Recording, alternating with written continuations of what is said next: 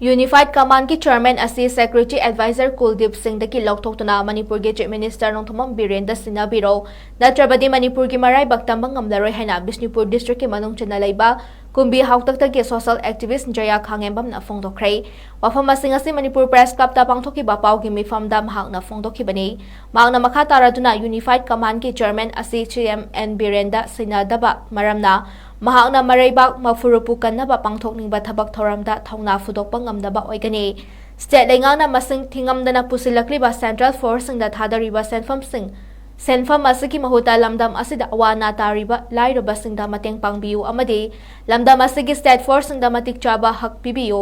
अथुबा मतमदा central forcing लोकथोख्रो मखोइना ngakसेलि हाइना इसागी युमदा हंजिंदुना मौसागी फिबमदा लाखलगनी खलुबने अदुबु मदुगी ओना तैनाबदा लाइबक थिबा थौदोक क्या थोरक्ले मसिदा मतौ करमना मियामना सेंट्रल फोर्ससिंगदा थाजबा थमगनी हंखे कुंभी हाउतक्ता महा रेजिमेंट सेना सिंह चंबा जकिबा मियोय मरी लेखिदबा हाइबसी मतौ करमननो मखोइना लोक्तुनरगा हातपनि हाबिकी चिंगनाबा लेरे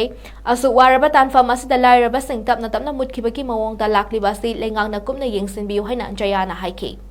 हाउतक तंफा खुनौ हारिबा हाउतक फाइलेन हारिबा मफम सिंह असिदा कुकी मिलिटेंट सिंह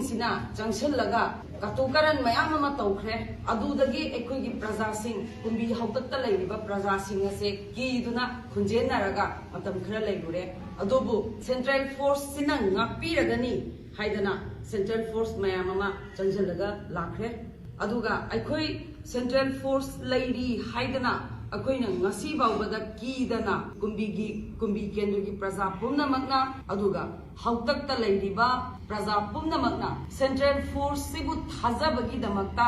युमदुदा हंजलगा अमुक लैरबनी अदुगी मतुंगदुदा मखोइ फार्म तौबा अदगी मना मसिंग थाबा nga योनबा इंजांग नापी कैका मयाम अमा ललोलिटिक मयाम अमा तौजबम फंगे अदुना सेंट्रल फोर्स लैबा मतमदा अखोइदा कानबा लै हाइना खल्लुरगा मखोइगी प्री प्लान मानबा थौदोक अमा हदक 2024 चाही असिगी जनवरी तांग 10 दा लाइबथिबा थौदोक असिदा खुदोंथिबा नंग्रे हाइजरी अदुगा मसिदा अखोइना सेंट्रल फोर्स से कुंबी जगादा लैबगी कानबसे करिनो हाइबा वफम सिसु एहाक थमजगे अखोइगी जगा इरांग लैतबा जगा मफम खल्लगा स्टेट गवर्नमेंट अमदी भारत सरकारना सेंट्रल फोर्स पुसंदना थमलिबगी मरम से करिनो अखोइगी रेड जोन ओइरिबा कुकी मिलिटेंट सिंह सिना लैरिबा मफम सिंह असिदा सेंट्रल फोर्स सिंह से थमजिन बिगी बदी करी काइबगे